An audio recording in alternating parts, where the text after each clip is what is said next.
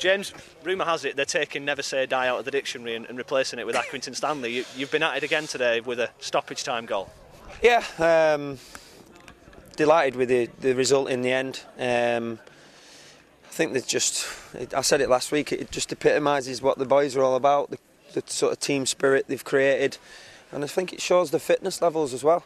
I think you've just mentioned there 12 times this season we've scored in second half injury time, so it's got us a lot of points, and like you say, the lads never know when to.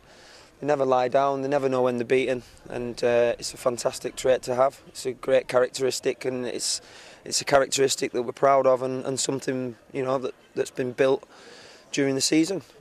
Even from the first minute that I stepped through the door, that's what I wanted. I wanted the teams to work hard in and out of possession, and there's a tremendous spirit within the lads, and like you say, they make me smile because everybody loves an underdog, and I'm not saying we're underdogs, but with the sort of budget that we're working with and the sort of wages that the lads are on, you just pull the tripe out, to quote a phrase that was just mentioned in there.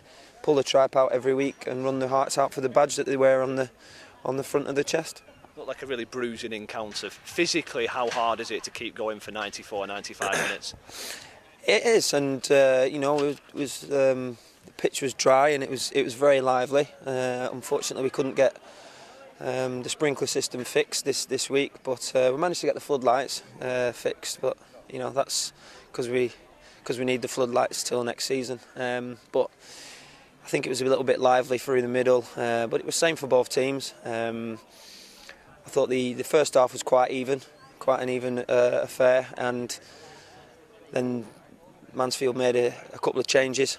Threw on 3 attacking players, that give them more dynamism, a bit more pace and a bit more urgency up front, which is where they got the goal from. We didn't sort of deal with that initially, and I thought that the goal knocked a little bit of the stuffing out of the lads. I seen the shoulders drop, but then, moments later, they come back again, and that's the sort of spirit we mentioned earlier on in the interview, and.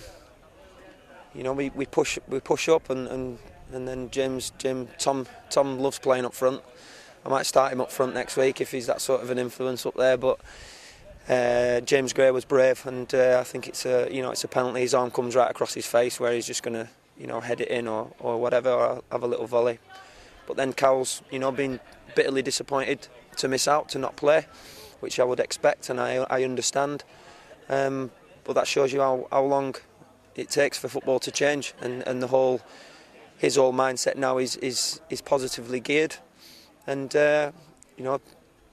coming into a positive from a negative sort of situation for him personally.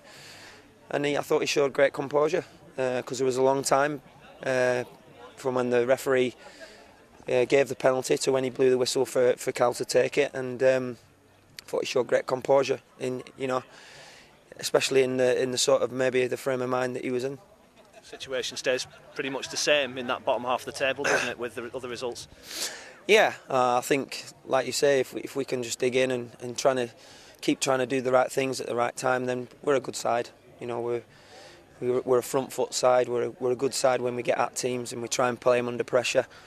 I don't really care what level it is. A player under pressure is not the same player as if you give them time and space, and there's players in this division that if you give them time and space, they can hurt you.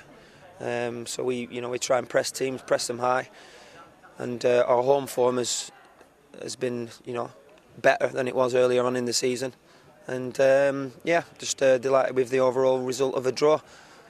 Everybody would love 3 points, but last minute goal again, and I've got nothing but praise for the boys.